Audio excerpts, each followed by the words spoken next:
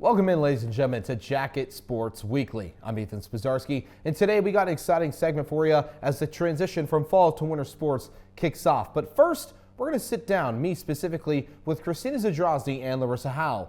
Moving on, we'll then have our fall sports recap. They're primarily focusing on women's wrestling and cross country with Brady Donovan. Then following up the top 5 plays of October, Seth will lead you the way through there. And then next will be football. I'll sit down, talk about it, give you a preview of what happened last week and a preview of what's upcoming against St. Vincent this weekend. And finally, we'll wrap it up with the championship team of them all, women's soccer team. We'll have Joe Chirillo on the desk to talk about the women's soccer semifinal game for St. Vincent and preview their championship match against Grove City. All that and more here on JSW. Welcome to Jacket Sports Weekly, Waynesburg University's weekly sports show where we cover the best of the best in athletics. Our analysts discuss a multitude of highlight plays such as touchdown passes. And Barber's going to throw again, one-on-one.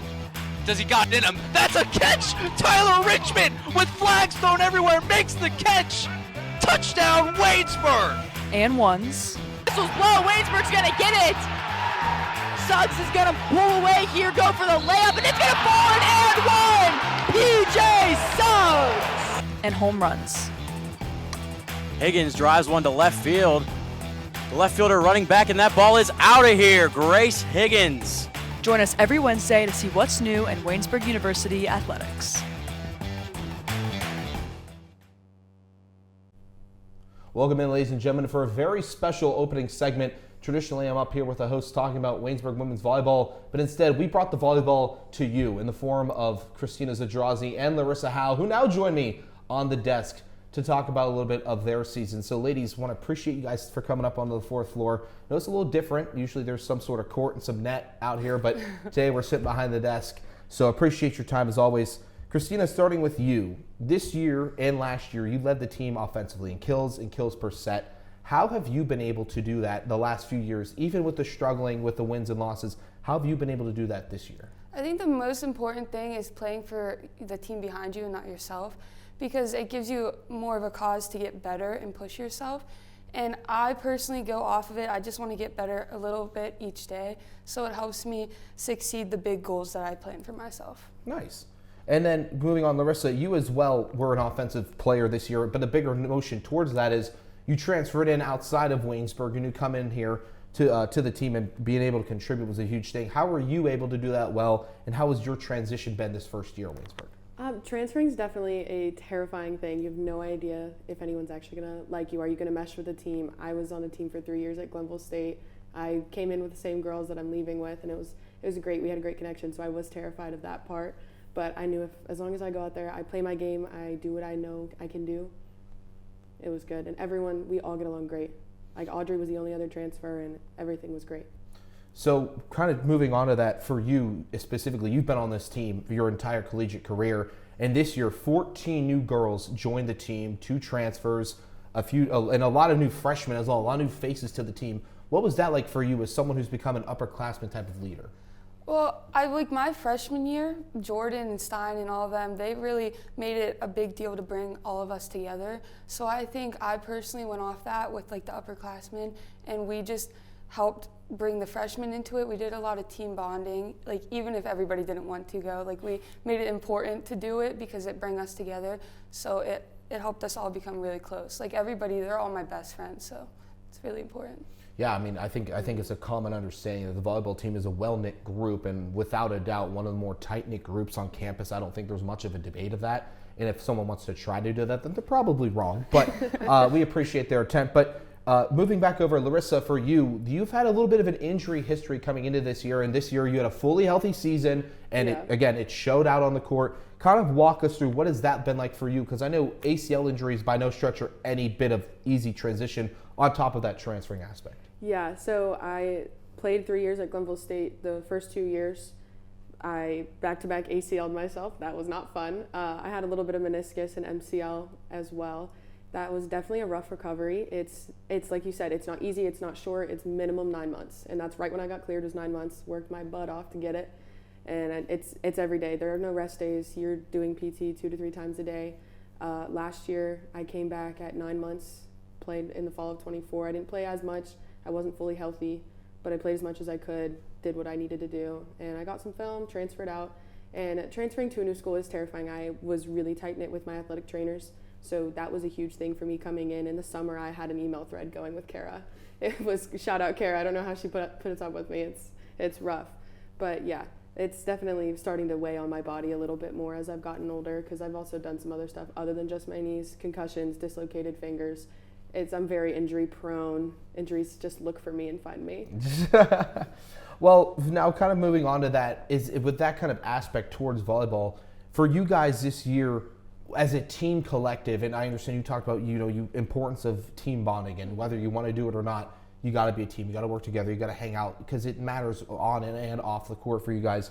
What has that been like for you, including Hope Johnson, including all the new freshmen, including maybe some injuries or consoling with each other? How has that been like for you guys this year specifically? I mean, I think overall, sometimes, we didn't want to go because we're tired. We just had 2-a-days. The last thing we really want to do is go sit down and eat dinner. But I think at the end of the day, throughout the season, it really proved that was important. Those little things in the very beginning of the season. We just had another team bonding last week, just for fun at RGB. We had a rock, paper, scissors contest, and you're staring at the winner. Really? Yeah. What was your go-to? What do you think you threw out the most, like rock, paper, scissors? I think everybody does scissors first, so I do rock first. Really? Yeah, I'm a victim of that. I won't lie. That's why I stink at it. I don't know why. It's because it's the last thing you think of, scissors, yeah. Well, thinking, that's funny. But moving on now, kind of what's next for you guys next year? Because I know this year was short of the quota. There was no beating around the bush. You fell short of what you were hoping for. But at the same time, there were a lot of bright spots to that season.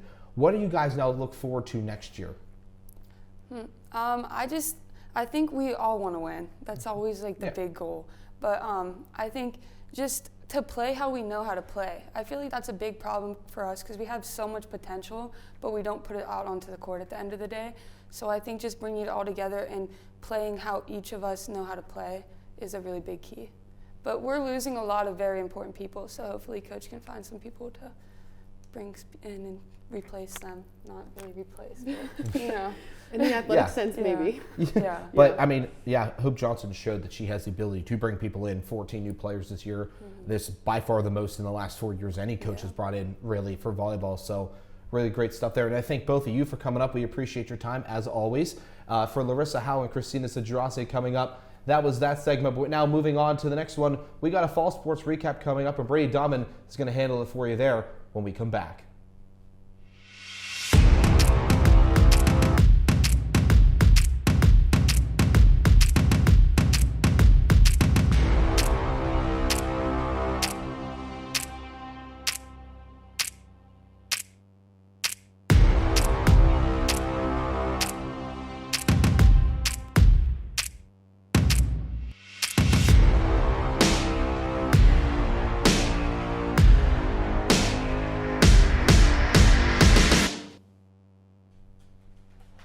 Hello and welcome back to Jacket Sports Weekly. I am Brady Donovan and I am here for your fall sports recap.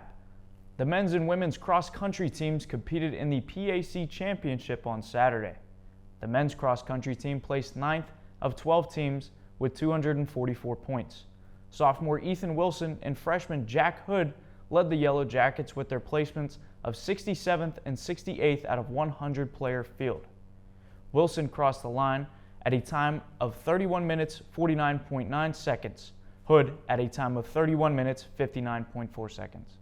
The women's cross-country team placed 7th of 12 teams with 179 points. Senior Grace Tanksley once again led the Jackets, this time placing 9th in the 116-player field and finishing at a time of 24 minutes 35.6 seconds. Not far behind Tanksley, freshman Aaron Belleville finished 13th at a time of 25 minutes, 1.7 seconds. Both men's and women's cross-country teams will finish their seasons by competing in the NCAA Mid-Atlantic Regional on Saturday, November 15th in Newville, PA. The women's wrestling team kicked off their season on Sunday with the John Carroll Women's Round Robin. Waynesburg's day at the Round Robin ended with statement match wins from sophomore Melanie Matherson and freshman Haley Rosano in the 131 women's division and freshman Kalista Binning in the 138. Matherson and Binning both won their matches 4-0, and Rossano won her match 4-9. A very young Waynesburg women's wrestling team, led by a very young head coach in Carly Thomas, showed that they are ready for this upcoming season. The next Waynesburg women's wrestling event is happening this Saturday, November 7th, at the Rudy Marisa Fieldhouse against Penn State Altoona. That is going to do it for your fall sports recap. I am Brady Donovan. Stay tuned for the top 5 plays of October with Seth Adams, and don't go anywhere because you are watching Jacket Sports Weekly.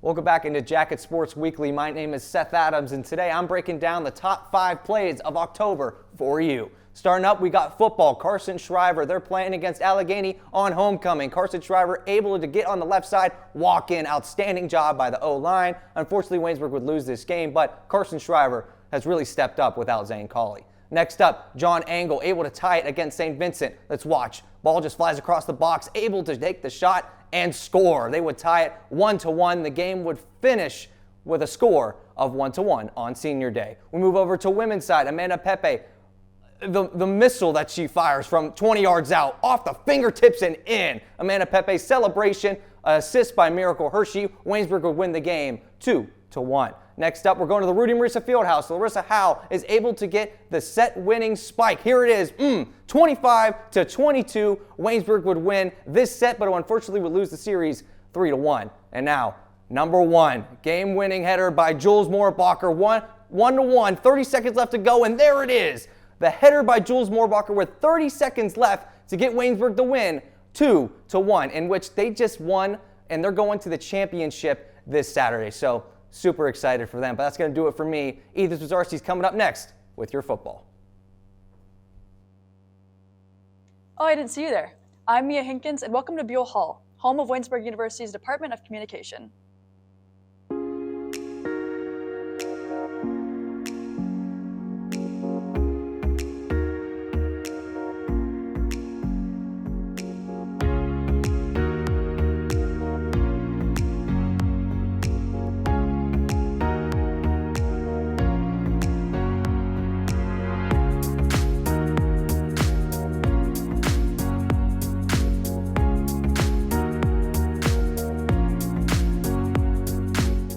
If you visit our campus, you'll have the opportunity to attend some comm classes, enjoy lunch with our students, and watch us in action. We hope to see you here soon at Waynesburg University.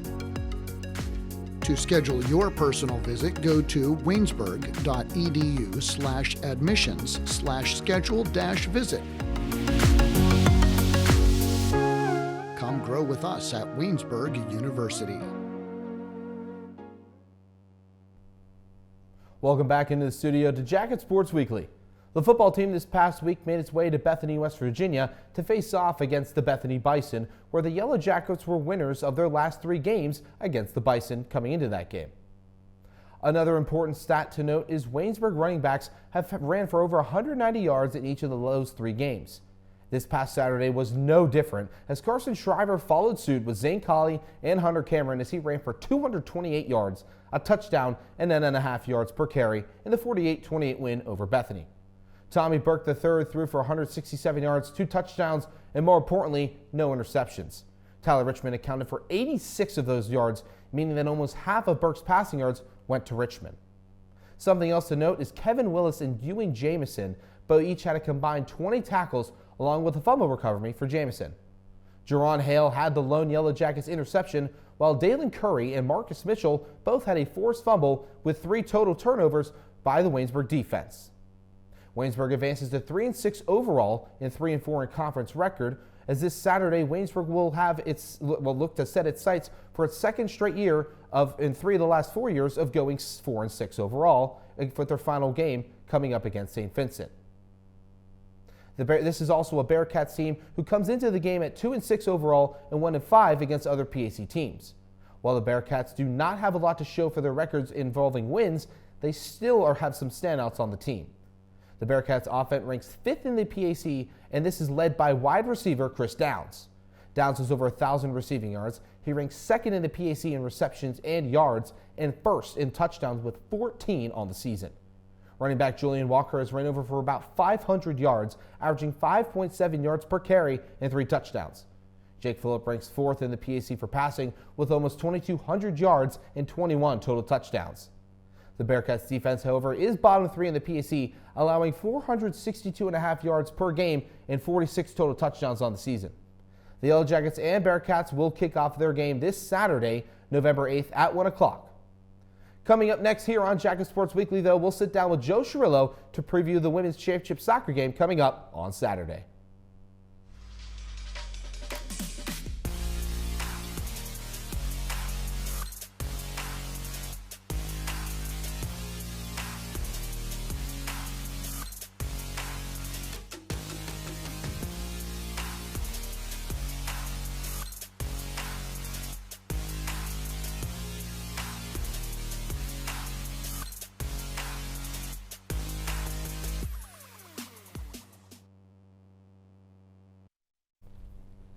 Welcome back up here onto the desk now, transitioning to our final segment of women's soccer, and the team that has honestly by far had the most success of any fall sports team, as they are now heading on to the PAC Championship. I'm Ethan Spozarski, your host, and now I'm joined by Joe Chirillo. We're going to break it down for you. Joe, huge win for this women's soccer team just last night against the St. Vincent Bearcats in a start that was pretty slow, back and forth midfield battle primarily in the first half. But the second half, the women's team really opened things up. Yeah, they really did. And they were able to take advantage of a lot of different opportunities that arose for them in that second half of action. In the first half, the Bearcats got very fortunate with a lot of fouls going their way against Waynesburg. It was a 4-1 in the fouls in the first half. The Bearcats only having 1 total and the Yellow Jackets having 4. Now, nothing was taken to granted with those. No goals, nothing really to show for those fouls. But Waynesburg was able to take that and flip it on its head. They got 4 total fouls against the Bearcats and 1 on their own in the second half. They took advantage of those, got 2 goals, I'd say halfway through that second half and a little bit later into it. Miracle Hershey, though, was the sight to see with her speed and elusiveness that she had throughout the entirety of the pitch. She was one of the outstanding players for this game and has been one of the outstanding players that I have said was one to watch going into the season. Yeah, I mean, I think we talked so much about Jules Moorbacher primarily in her elite, and justifiably so. 35 points on the season with 15 goals in that span, it rightfully puts you into that conversation. But Miracle Hershey, in multiple times, even before her goal, showing off her speed, athleticism, and I think being able to break through defenders was premier to watch. It was really good. And kind of tying off of that was, what were some other people that were able to keep it on, or maybe some notable players that continued on in that game? Because now Jules Moorbacher did score her first goal in the playoffs later on in the second half, but up until then, it was a lot of chipping, back and forth, contact. Who really stood tall in that primary aspect to be able to keep it 0-0? A lot of the midfielders really kept it together, on both sides of the ball. For the Bearcats, you're going to look to Jude Gavin, Madison Giesman. They were able to keep the Bearcats in it and keep the ball in the midfield of the pitch. Majority of possession was held in that midfield position. Over 68% of it was held in the midfield area between the 40s and 40s on the pitch. In this case, when you then also look defensively for the Bearcats, you had Corey Bieber, one of the captains for the team. Looking over on the Yellow Jacket side, one of the big things is that they've always consistently been able to have an outreaching star player of each class that they have. For the senior class this year, it's been Reagan Mittendorf. She was one to keep the midfield position available and was able to make a lot of different avenues for Hershey, for Moorbacher, for Pepe as well throughout majority of the match. But then you look to the juniors, it's Jules Moorbacher. For the sophomores, it's Amanda Pepe. And for the freshmen, it's Miracle Hershey. And I think that really all goes down to head coach George DeAugustino. He has been phenomenal with his recruiting thus far. He's been able to bring in key aspects to the games. Jessie Jury was a star in the earlier season. She's been able to help in that midfield defensive region as a freshman as well. It's just really come down to who's going to take advantage of the time that they're given. And especially for Miracle Hershey coming in. She wasn't a starter in yesterday's game. She's been a starter in 13 total games, has played in all 19 now of games. I think she's earned her spot to start in this championship come Sunday. Yeah, Waverly Lauren was a name that came to my mind because I remember the hustle that she had up and down the field. I mean, primarily, in her area in the defensive third, being able to be quick, fast with it, the slide tackles. She was very physical up front, and the best part is that she wasn't even called for fouls, too. She was playing clean soccer, and that's something that I remember I noticed as well. Now, Joe, kind of moving on against Grove City, rather, that's the one blemish to the season, really, for Waynesburg soccer. They did have 2 losses in regulation this year, but one loss was 1-0. That was not bad. It happens. Grove City was bad. It was 4-0. Lex Greenleaf gave up a season-high 4 goals, only allowing 11 total on the year, which means that in her point, she only gave up 7 other goals. So right now, what is your mindset? What do you see right now for this matchup, or this rematch, rather, with Grove City, which the way Waynesburg ended their regular season against Grove City? Well, we looked at it a little bit as to what was the Yellow Jackets doing in that Grove City match that they had as their final regular season matchup. They went down 2-0 very early on in the match, and so they were able to take that and really choose that they knew Grove City had the 1 spot going into that game, and they knew that they were going to either get the 1 or the 2. They weren't going to go anywhere. They were both going to be in the playoffs, and D'Agostino took advantage of that. He was able to put in a lot of different key players and try some different strategies late in that game to see what can I do against this Grove City team? What can I work on? What can I practice for going ahead of it? Because D'Agostino was prepared to eventually play Grove City, and that's what we have coming up this Saturday. Now, one of the big things that did happen in this game against the Bearcats was defensive freshman Gracie Smith did go down with a lower body injury. We can't speculate as to what it is right now, has no confirmation on it, but most likely is going to be out for the Saturday game. That is going to be a key one to look at defensively, at least. You still have Abby Googie, Jocelyn Stifler, Waverly Lauren, but you need to find who's going to fill in that position. Natasha Ward came in and played a lot of that position last night. Moorbacher also went down with a knee-to-knee contact late in the game. It was literally with 0.4 seconds remaining. She was able to get off, was ginger on it. We saw her after the game.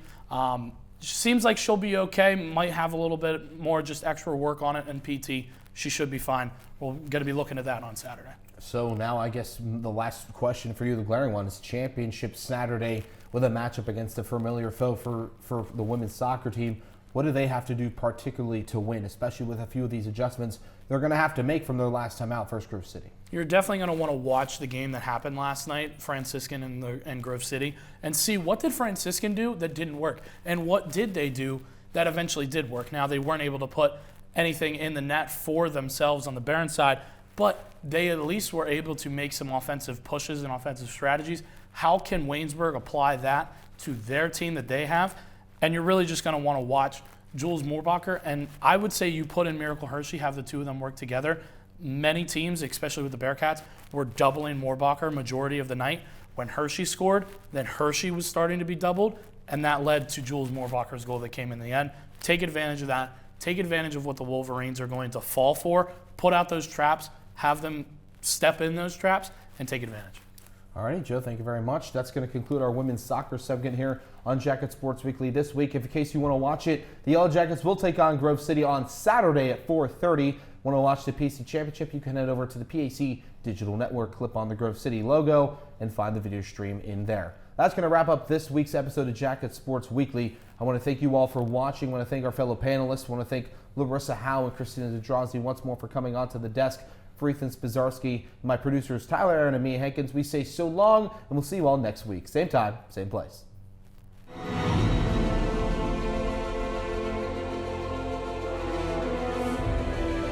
This has been a production of Waynesburg Community Television.